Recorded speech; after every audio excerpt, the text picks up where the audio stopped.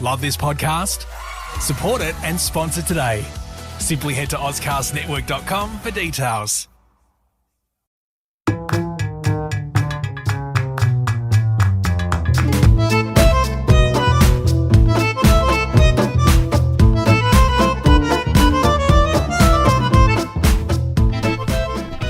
Hello everybody, welcome to the second episode, the second installment of Talking Tendons. I am pleased that we are on track. We are on track with our initial pledge of doing 2 episodes, or around about 2 episodes of the podcast per month. So far so good. I just wanted to say, just before we launch into the podcast, this one, we will, or you will, be able to find lots of back editions of the tendinopathy blog that I've been doing for the last few years at tendinopathyrehab.com. You can also subscribe to that website, which will allow you to have notifications of when the podcast comes out, and there's also the tendinopathy online course on that website that you can have a look at. Alright, so what we're talking about today, now remember, we're trying to stick to 10 minutes or less with these podcasts. The first one was about 20% over that, but I think I'm going to be better this time. We are talking about a paper that is called Non-uniform Displacement and Strain between the Soleus gastrocnemius subtendons of rat Achilles tendon.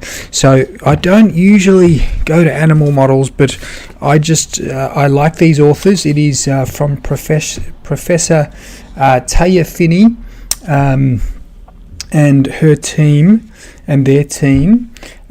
So there's quite a few other authors on the paper, and they are primarily from Finland, but some are also from the USA and Netherlands.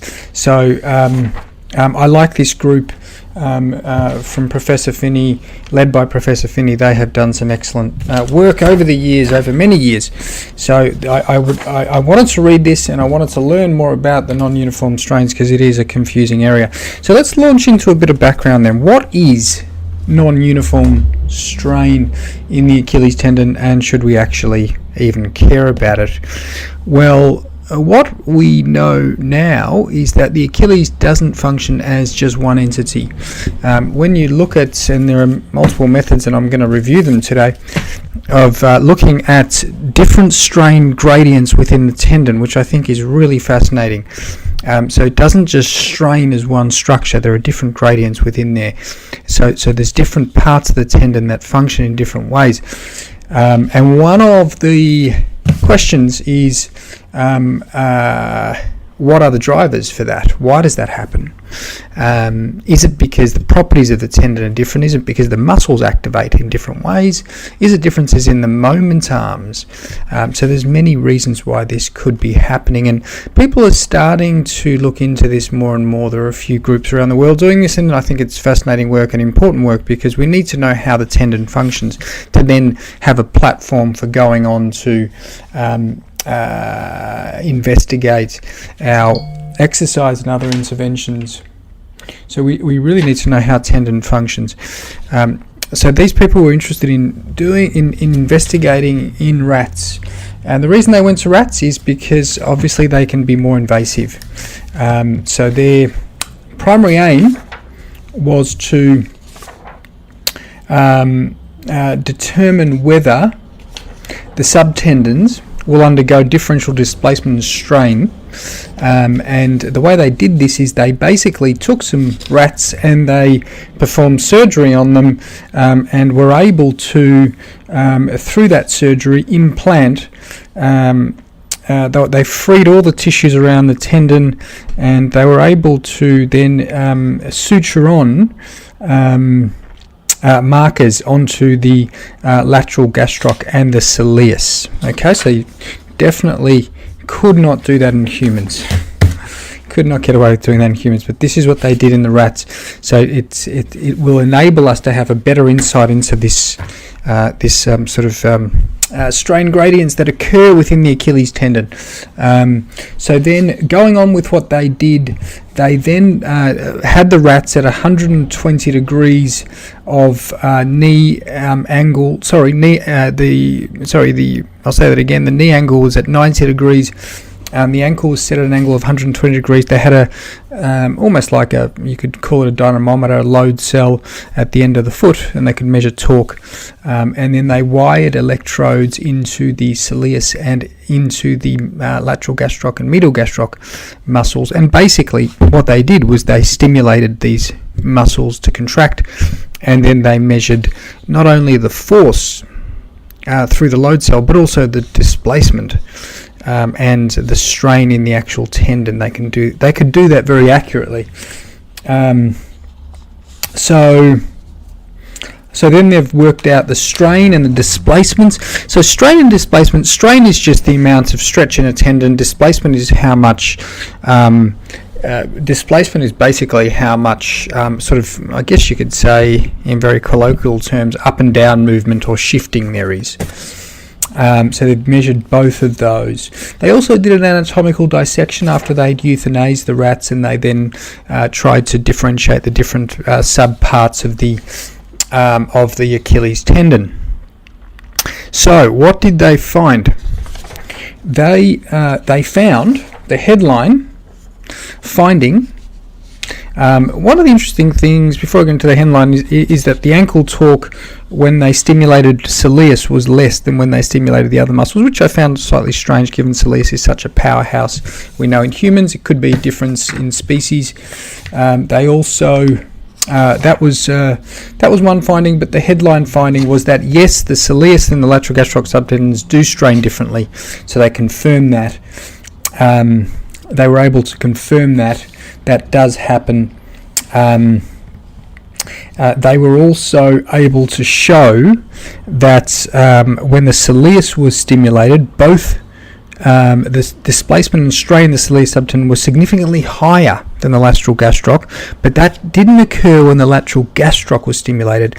So even though there is independent function, there's also dependent function, and that's an important point. So it's not always independent the way that it acts, and it may vary depending on the muscle and the connections between those tendons. They also found that the strain in the soleus was higher. So they did find the strain in the soleus was higher, and they found that, and they concluded that that's probably one of the main reasons. So remember, we're sort of thinking, why does this happen? Why does this sort of inter-tendon strain thing happen? Maybe because there's different properties of the actual tendons themselves within the Achilles.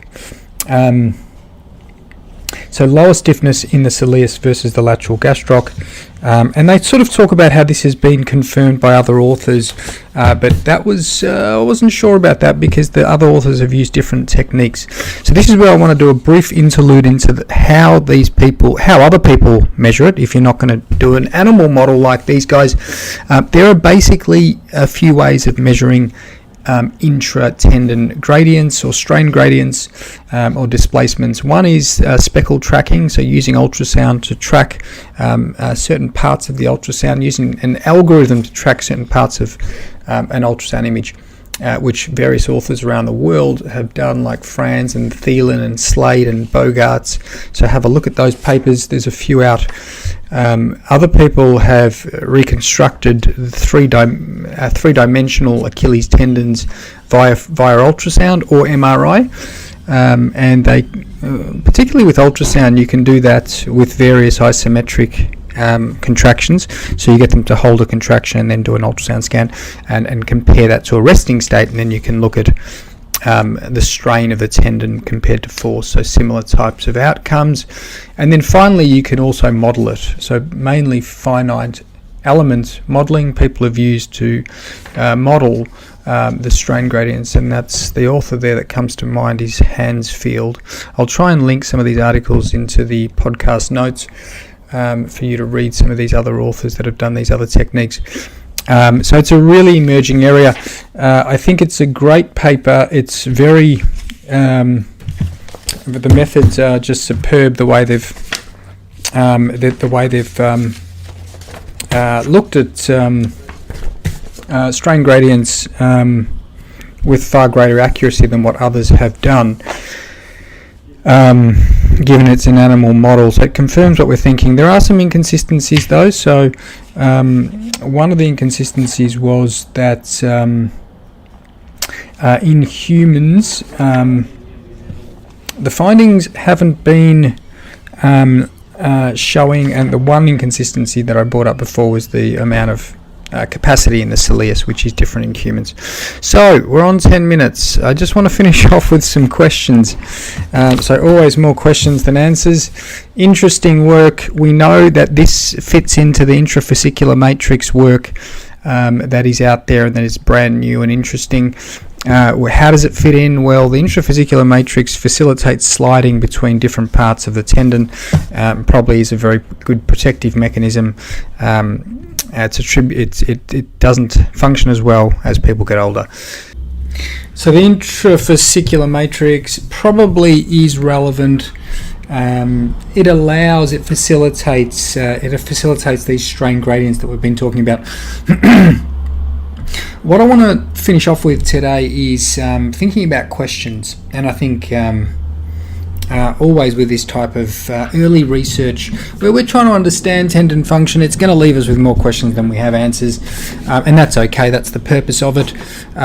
Some of the important questions that we need to look at now is when you've got a stretch, shorten cycle function like hopping and running, how does the strain gradients interplay when we're looking at these types of functions, which are critical for development of tendinopathy. So this is something that I don't think we have the technology, as far as I'm aware, no one's looked at it as yet.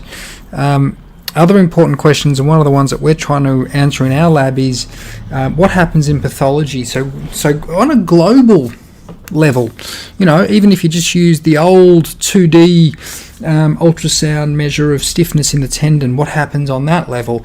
What about in pathology, what happens to the strain gradients? Can you use speckle or some of the modelling work to answer those questions? The other thing that's been used in this space in pathology is elastography, which is also very useful. There's a few groups around the world doing that.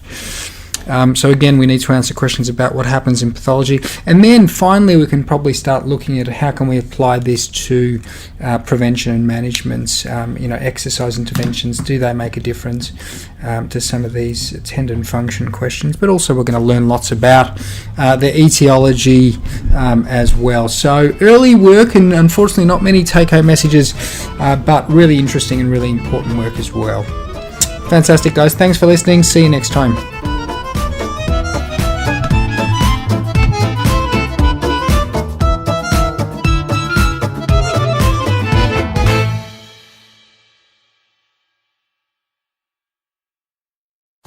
Love this podcast? Support it and sponsor today. Simply head to AuscastNetwork.com for details.